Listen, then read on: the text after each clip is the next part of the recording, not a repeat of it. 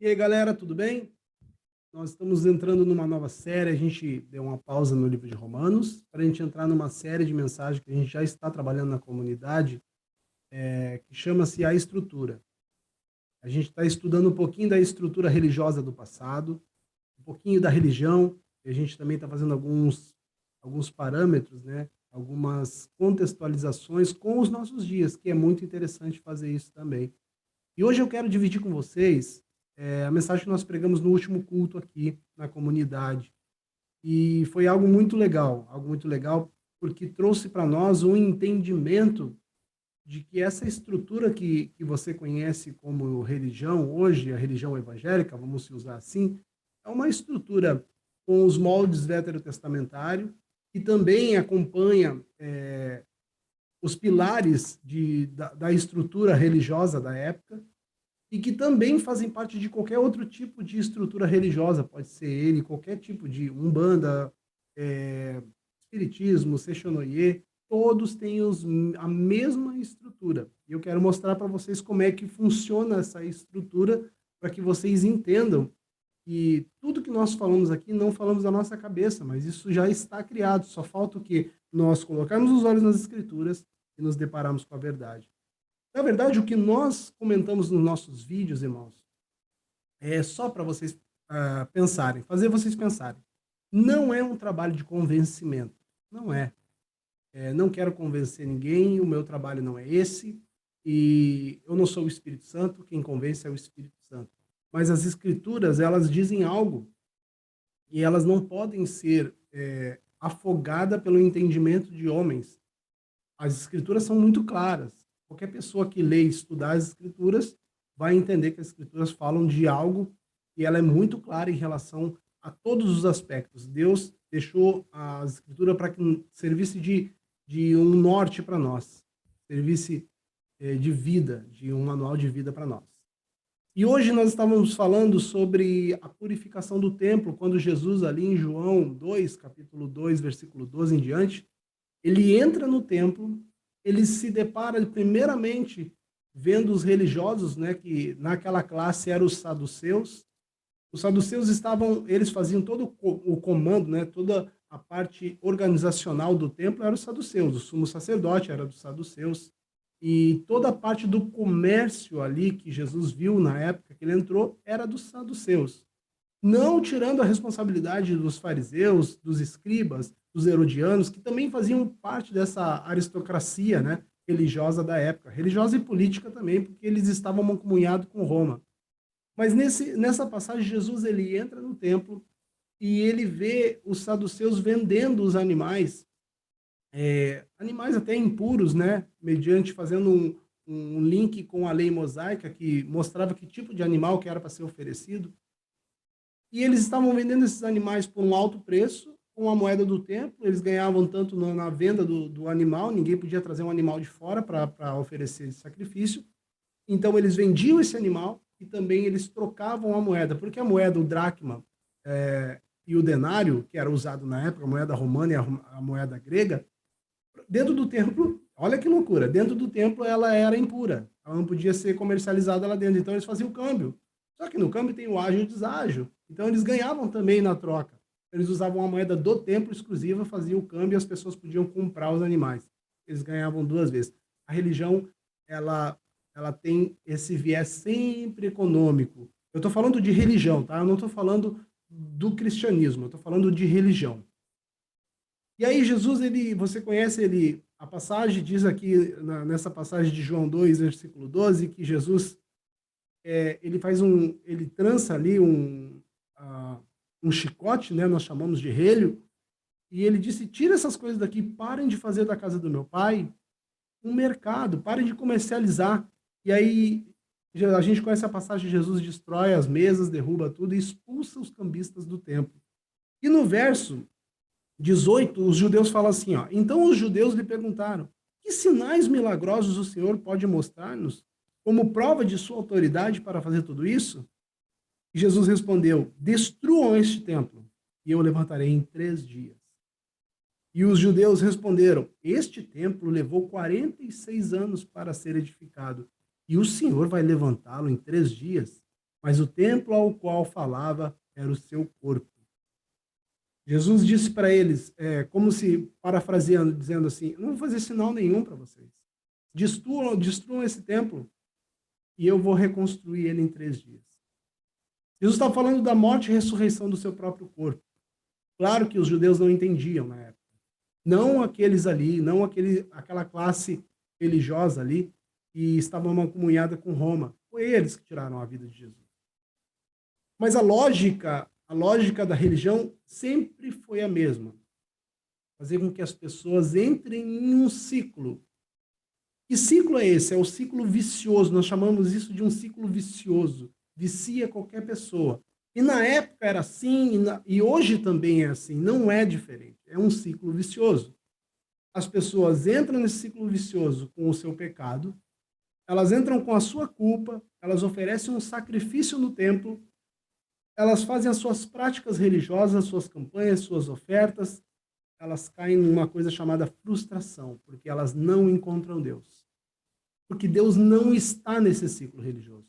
Então, novamente, elas entram no ciclo. E isso é maravilhoso para a religião, porque a religião consegue comandar essas pessoas. A gente cria um ambiente infantilizado, onde pessoas não amadurecem, não se emancipam, não assumem responsabilidade e muitas vezes culpam essas próprias pessoas porque não está dando certo, porque é muito fácil eu vender algo para você que eu prometo, não consigo cumprir, e quando não acontece, eu transfiro a culpa para você. Esse é o ciclo da religião. Mas beira a insanidade mental nós acharmos que Deus habita dentro de um ciclo, ou achar que as nossas práticas religiosas elas vão seduzir um Deus e fazer com que ele faça a nossa vontade, porque nós estamos fazendo uma prática religiosa. Desde sempre foi assim. A lei de Moisés mandou com que os judeus eles se organizassem religiosamente. Ok, está tudo certo, foi para aquela época. Eles andavam em 4 pilares: o culto, que era dentro do templo, o clero, que eram as pessoas, o dia, que era o sábado, e o sacrifício, que era quando eles faziam lembrança do seu pecado. Eu quero que você entenda, o templo era oferecido o sacrifício anual. Dentro do templo, nos dias de Jesus, existia o Sinédrio, que era como se fosse a Suprema Corte dos judeus.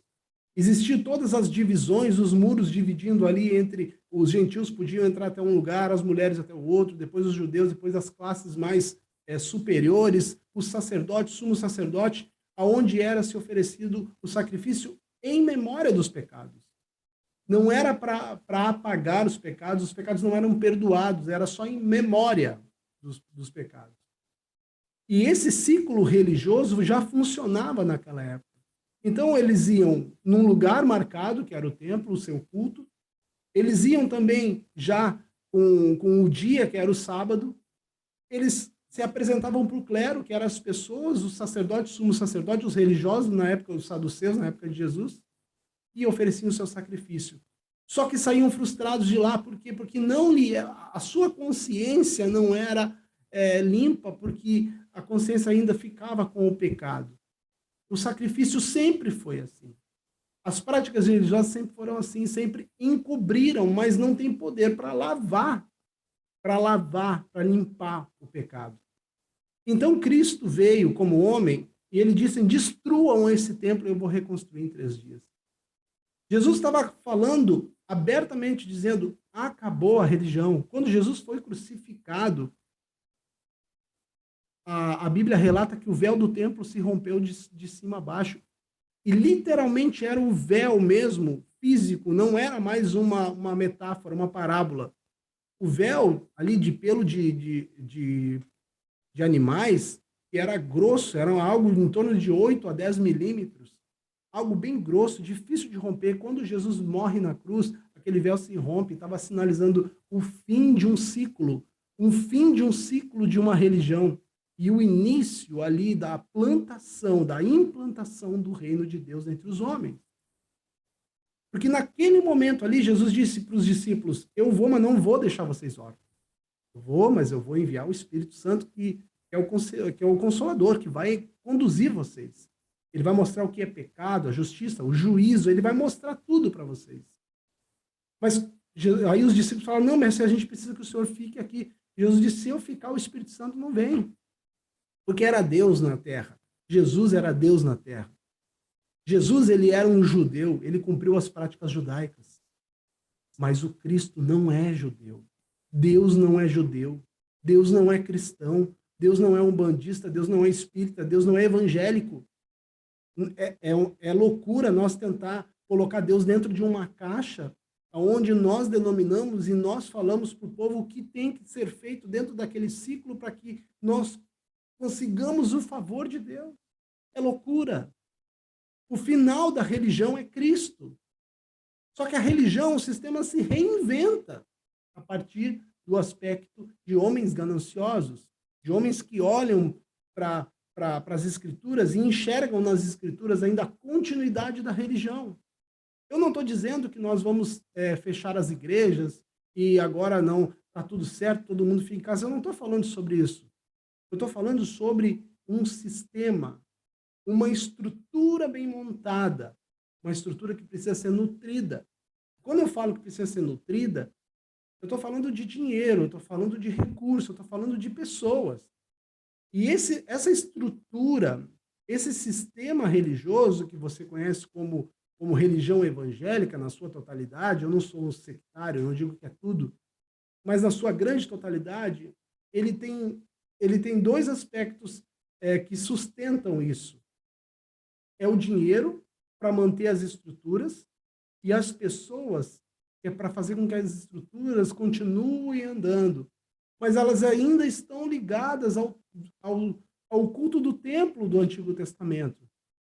Temos o dia marcado, temos o local marcado, nós temos os sacrifícios marcados, nós temos as pessoas que nós vamos lá nos apresentar.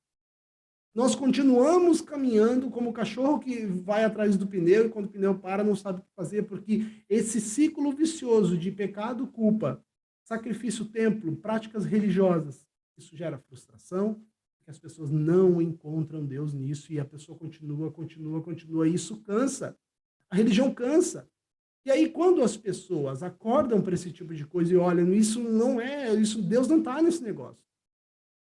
Aí, como aquela caixinha, aquela estrutura, aquele sistema está tão bem formado e fechado, quem não se enquadra dentro dessa estrutura está fora, não tem salvação, não tem, está desviado, está fora da visão, está fora da cobertura. E essas pessoas que não conseguiram se encaixar dentro disso acabam sendo jogadas de fora, e muitas delas acreditam nisso. Mas isso é loucura, gente. Nós achamos que um Deus que está acima de todas as coisas, um Deus grande, ele fica preso dentro das estruturas humanas. As escrituras não falam isso. Jesus veio acabar com a religião. Jesus acabou com a religião judaica. Jesus, ele era judeu, mas o Cristo, ele é universal. O Cristo, ele é de todos. Ele não é monopólio fechado da igreja evangélica. Não, o Cristo, ele é de todos. E partindo desse princípio, é com que eu quero que você pense um pouco sobre isso, sobre por que você frequenta a igreja. Será que você já não está no ciclo? Será que você não está no ciclo vicioso da religião? Porque a igreja, a estrutura, ela não tem problema. Nós somos igreja, que nós aqui como comunidade em Porto Alegre, nós temos a nossa estrutura pequena, nós nos congregamos, tomamos Santa Ceia, fizemos o batismo, tudo como manda os sacramentos de um culto bíblico, e não há problema nenhum. Só que essa estrutura, ela não pode ser o ápice da minha fé. Eu não posso trabalhar para suprir, nutrir essa estrutura. Porque para mim nutrir essa estrutura, eu vou matar pessoas, eu vou passar por cima dos princípios do evangelho. Porque se eu pregar o evangelho, a renda da igreja vai cair. E eu não vou ser aprisionador de pessoas. As pessoas vão se emancipar, elas vão crescer, elas vão amadurecer e elas vão assumir responsabilidades. É isso que o evangelho traz sobre nós. Senso de responsabilidade espiritual. Não mais um guru, um manda-chuva que manda o que eu tenho que fazer, mas sim agora eu como sacerdote, como o sacerdócio de todos agora, como disse Pedro, todos nós somos sacerdotes. Não existe mais a estrutura do clero, do sumo sacerdote, do pastor, do apóstolo, sendo igual ao clero do Antigo Testamento. Isso se findou em Cristo, o véu já se rompeu. O templo que Jesus estava falando aqui para eles foi destruído. E a partir do momento que foi destruído, nós temos acesso livre a Deus, por intermédio de Cristo, e não por intermédio de um terceiro. A igreja não está entre Deus e os homens. A igreja é o lugar de acolhimento, agora falando como estrutura. A igreja é o lugar de acolhimento, onde nós nos exercitamos o amor, a misericórdia, a graça, a paz, as nossas ofertas, ofertas que eu digo, não só ofertas em dinheiro, mas o nosso tempo, o nosso recurso em prol do próximo. Não de nutrir uma estrutura onde nós sustentamos a vida do clero, da família sacerdotal ali, e não se tem transparência de absolutamente nada, simplesmente é colocado as coisas goela abaixo, e ai daquele que se levantar contra o líder, porque está se levantando contra Deus. Esses líderes se colocaram numa posição de sacerdote, de sumo sacerdote, lá do Antigo Testamento, e eles estão nesse ciclo vicioso, e você faz parte desse ciclo vicioso, onde você é jogado, ou você vai lá, você quer apresentar o seu pecado, você apresenta a sua culpa, e você entra nesse ciclo de sacrifício, tempo, clero, dia e sábado, e você apresenta e volta lá para o início da frustração, porque você não encontra Deus. Porque Deus não se revela no ciclo da religião. Deus se revela em Cristo Jesus. E isso é o motivo que nos emancipa. Isso é o motivo que nos coloca para cima. Por isso que a Bíblia diz que nós estamos assentados com Cristo nas regiões celestiais. O sacrifício, irmão, ele nunca trouxe perdão. O sacrifício sempre encobriu, sempre mostrou que era o pecado. Mas o sacrifício de Cristo, ele tem o poder de nos limpar, de uma consciência limpa. Não preciso fazer batalha espiritual, cura interior, eu não preciso fazer nada disso. O sangue de Cristo, quando eu entendo o Evangelho, a mensagem do Evangelho, ele me lava a minha consciência, eu sou uma nova criatura. O próprio Deus faz questão de esquecer dos meus pecados, porque ele me lava com o único sacrifício aceito por ele como substituição do meu pecado, não mais uma coisa encoberta, mas foi substituído. Agora a minha mente foi lavada pelo sangue de Cristo. E através desse entendimento eu não preciso fazer curas, fazer um monte de prática religiosa para ter a libertação, porque a libertação é o evangelho que traz de dentro do nosso ser para fora. E a partir do momento que o evangelho me molda de dentro para fora, as minhas práticas, a minha moralidade, o meu comportamento, tudo isso vai ser aspecto de quem eu sou, e não de alguma tentativa humana de tentar ser alguma coisa para tentar tocar no favor de Deus. O favor de Deus é Cristo Jesus, morto e ressurreto. O templo acabou, a religião acabou, o culto, ele acabou. O culto do Antigo Testamento acabou. Todas as práticas religiosas e tentativas humanas de se aproximar de Deus, eles se findaram em Cristo Jesus. Agora não é mais nós que vivemos da nossa forma, mas é Cristo que vive em nós. E se Cristo vive em mim, a minha vida, ele é um culto, um sacrifício vivo, santo e agradável a Deus. Um culto racional, onde a minha mente se alimenta, onde a minha mente se alimenta da palavra de Deus. E isso me faz uma nova criatura. Esse é o prisma. Esse é o novo óculos que você deve colocar no seu rosto, para que você entenda que a mensagem do Evangelho não é uma mensagem aprisionadora para colocar pessoas dentro da igreja, para que pessoas trabalhem para nutrir o sistema, porque se você não trabalha, você vai continuar com o senso de culpa, o senso de pecado, sacrifício, você vai acabar entrando novamente num ciclo vicioso chamado religião. A religião é isso, é um ciclo vicioso, é uma droga pesada que entra dentro da sua mente e você gira, e gira, e gira, e a frustração está sempre sobre você. O evangelho não é isso. Nós entramos num culto hoje, não com expectativa daquilo que Deus vai fazer, como muito é apresentado para todos. Nós não entramos num culto hoje para saber o que Deus vai fazer sobre nós, porque Deus já fez. A Cristo na cruz é o ápice da revelação do evangelho.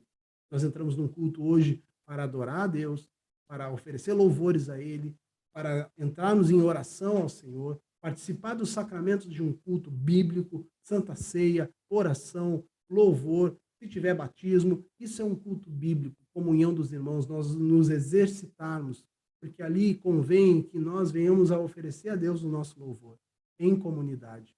Isso é ser igreja. Não é um parquinho de diversão ou um palco de um circo onde um monte de palhaços estão lá em cima entretendo a sua audiência ali. Não é isso. O evangelho não é isso. Se transformou nisso nos nossos dias, mas não é isso. Não é promover aquilo que Deus vai fazer num culto. Nós vamos lá exaltar aquilo que Ele já fez por nós. Se Ele quiser fazer algum milagre, alguma cura, algum sinal, Ele é Deus. E a nossa teologia não impede. Nós não temos como trancar um Deus poderoso e soberano. Essa mensagem, faça você pelo menos refletir, meu irmão. Pelo menos você refletir sobre que cristianismo você tem vivido. Que cristianismo é que você tem confessado? Você entendeu o que a Bíblia está dizendo? Você entendeu por que Jesus destruiu o templo? Por que Jesus destruiu o seu próprio templo, o seu corpo? Que mensagem que ele estava querendo passar quando ele entrou ali e expulsou os cambistas? Que mensagem que ele queria passar através desse ato ali que muitos dizem que Jesus se irou? Não, Jesus não se irou. Aquilo ali era o excesso de cuidado com a casa de Deus. Que fique sobre nossas mentes e coração essa mensagem, para que você pense. Como eu disse, não é um trabalho de convencimento. Que Deus te abençoe e até o próximo vídeo.